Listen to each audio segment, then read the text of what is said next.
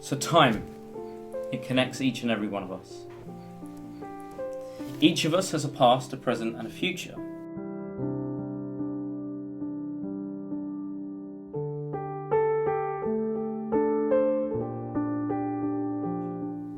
Time is even money.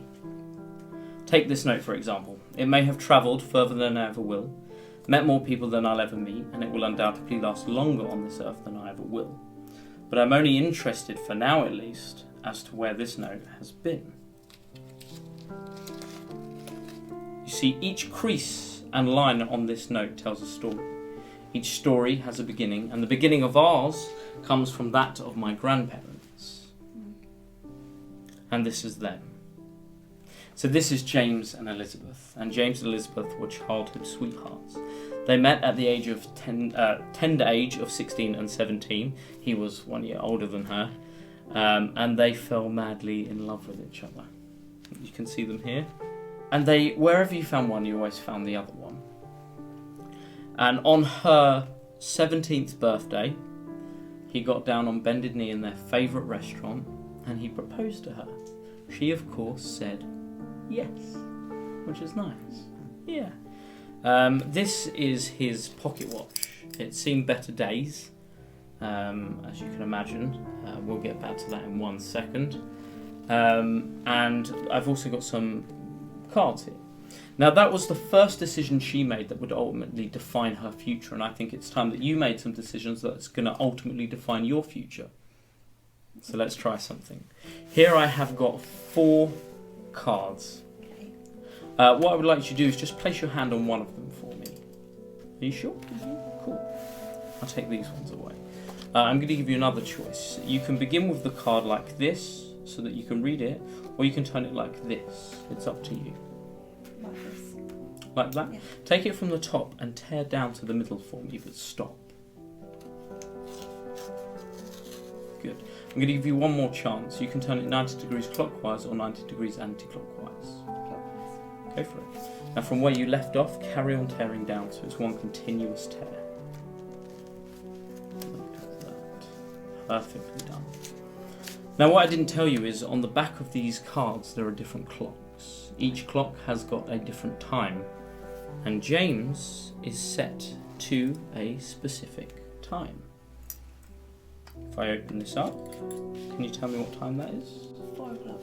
4 o'clock. Have a look at the one that you've just torn out.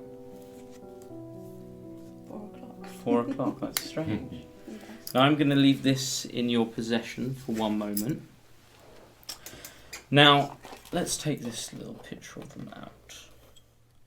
Now, when they got together, they decided that it would take them a year to get married, a year to finalise everything. But within that time, sadly, James was called to war. Now, every single person in the war was told that they could have one photo to take with them. And he, of course, had his with Elizabeth. And this was the photo that they had. And on the day that he had to go to war, he took the photo. He tore it in half. And he had the half of her. And he gave her the half of him. So just take hold of that for me. And keep it safe. And he took the piece of photo of her. He placed it into his pocket and he just went off to war. Right. It took a couple of months and she found out she was pregnant. And the sad part about our story is they never saw each other again. They went their separate ways. He was sent to one country, she was sent to another for her safety. Very, very sad. But every day he would send her a postcard. And this is what he said. It would cost him a crown and a penny. And he would say to her, "For you, my love, I'd give a crown. For never lost, but always found. And this penny I send to hear your voice. The words you write, in them I rejoice." Each day a postcard, a priceless request.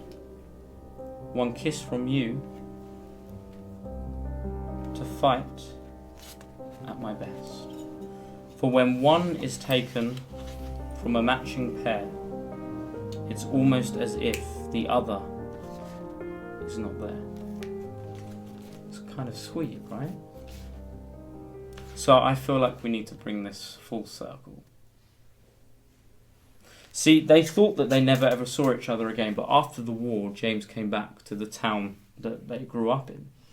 And in the place of the restaurant got knocked down in the war, in place of the restaurant was this little cafe. And he would go in there every Tuesday and have a coffee. And he would talk to the guy, and they would have a nice conversation. And when he was in there, talking to the cafe owner, he said, I had this love. I love this woman. She was my life, but I never ever saw her again. And he would sit there, and one day the cafe owner interrupted him and said, well, let me see this picture. He knew that he had a picture.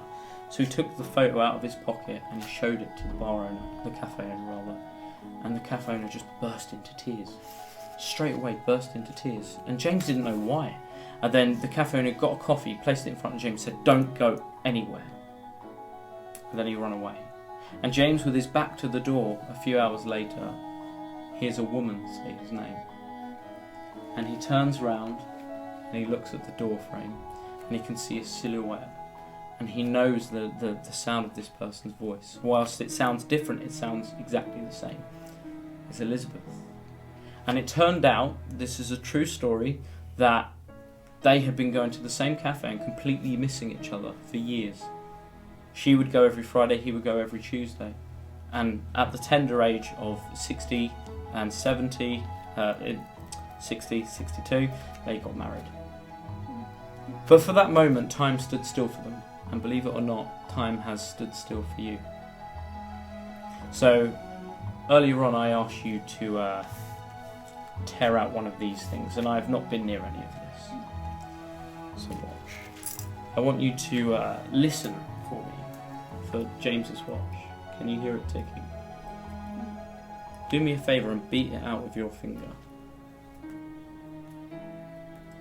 But I said for you, time stood still. No ticking.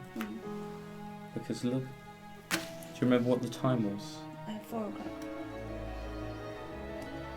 Absolutely no hands on that watch at all. And you could have torn out any of these times. Yeah. But there's no watch here. There's no time here. There's no time here. There's no time here. But do you remember the photo? Take your half of the photo out for me. Years later, open it up. Years later, they finally met up. And you see, they are happily ever after.